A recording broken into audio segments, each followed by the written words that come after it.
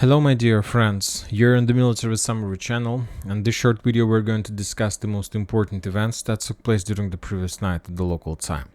And one of the most important updates we got from Kiev.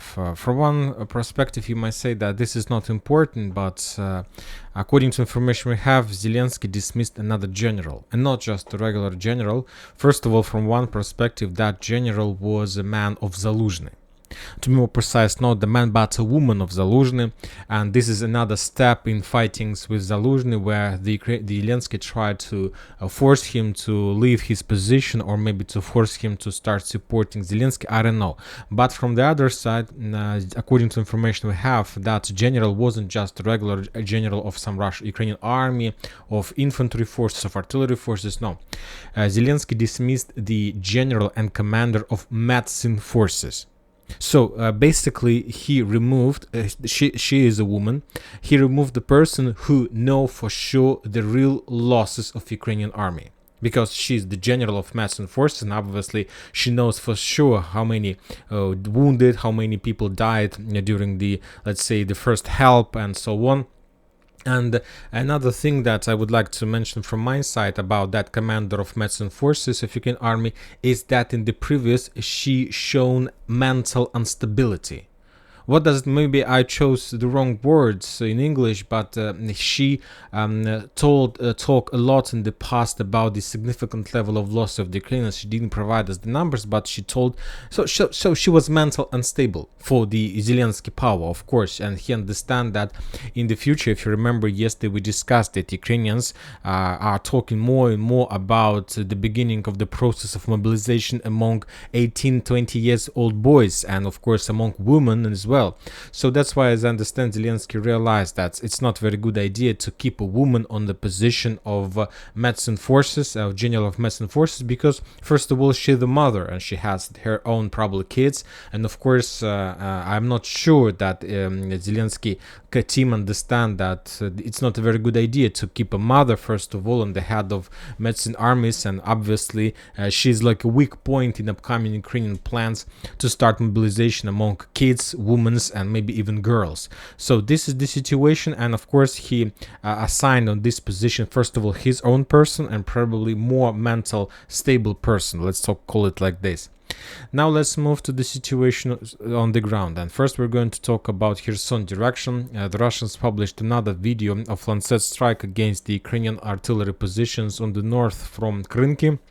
And according to information we have, according to the geolocations, this is probably fifth or sixth geolocated strike against the Ukrainian artillery systems with Lancet strike. If we increase the number of updates since the beginning of November, we're gonna see at least 1, 2, 3, 4, 5, 6 geolocated strikes of Russian Lancet against the Ukrainian artillery forces. So the Ukrainians obviously are trying to support their forces on the Russian bank of the river, and the Russians try to counterattack and to destroy the Ukrainian support.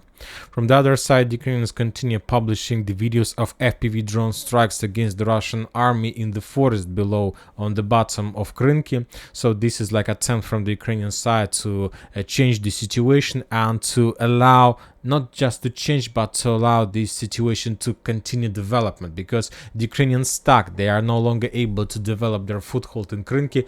The Russians are bombing this territory with flamethrower systems, with guided bombs, and the foothold is too short. So, and these forces are over concentrated in one point of the village, so the risks are very high to lose this territory, and not just to lose this territory, but to lose with nothing and with significant losses.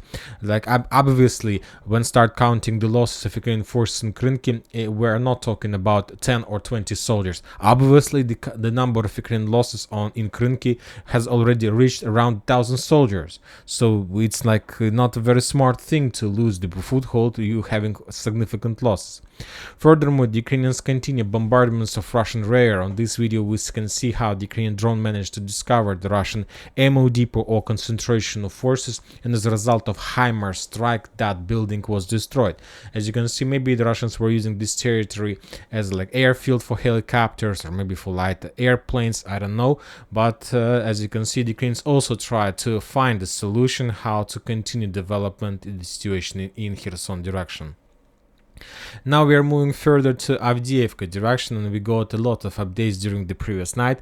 Some of them are, let's say, message updates, some of them video geolocated, and so on. When talking about the northern flank, the Russians continue, according to sources, the Russians continue further offensive operation in direction of this dachi. This like residential area, just small buildings along the railways, and the most important that this territory is located on the hill.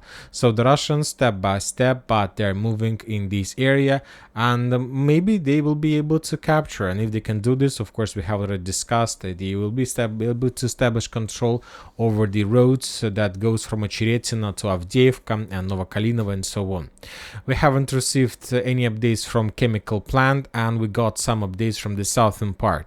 Some of the mappers, at least the Syriac mapper, was already updated his map, for example, showing that the Russians managed to advance further to the Tsarskaya Khota fortification. According at least to his map, the Russians managed to establish control over this territory.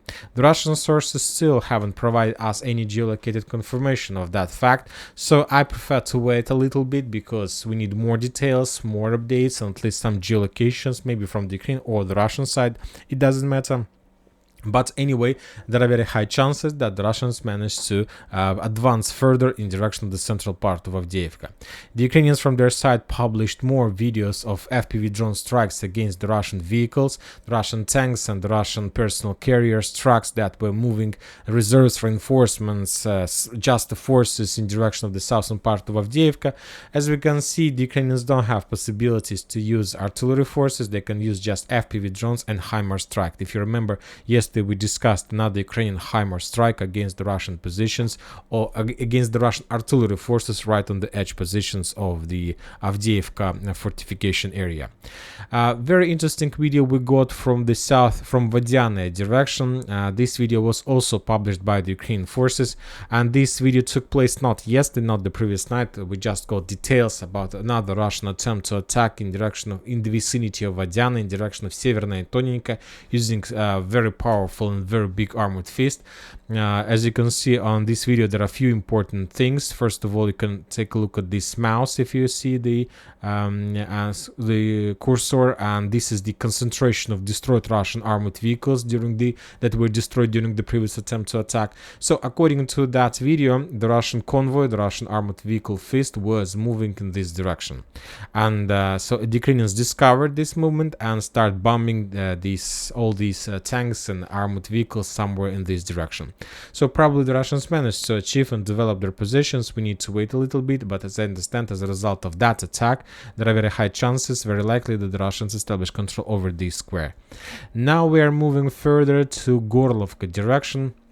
We continue receiving more and more updates from this territory, and as I understand, the map, military summer map, is not correct, because the Russian sources published, at least yesterday, there were a lot of updates that the Russians managed to repel the territory, the Ukrainian attacks, to force the Ukrainians to step back, and so on and so on.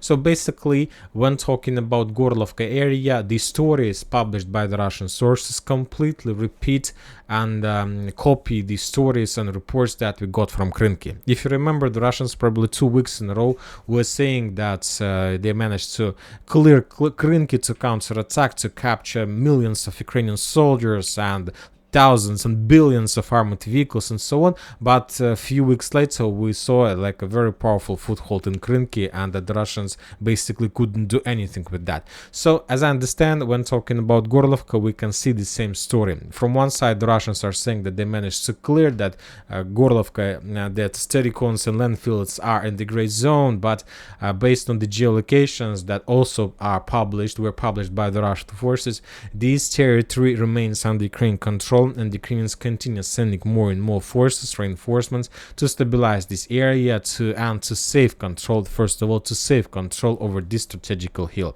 On this video, we can see how the Russians made a number of FPV drone strikes against the Ukrainian forces, and 2 of them were discovered. One of them was discovered on the hill, and the second one was discovered in this area. So, furthermore, if you remember, yesterday we discussed there was another bombardment of Ukrainian infantry who was heading along this small valley, So as I understand, it's time to change map, and as I understand, according to the current situation, the Russians lost control over these territories, and currently they control something like this. So anyway, this territory either under Ukraine control or in the gray zone.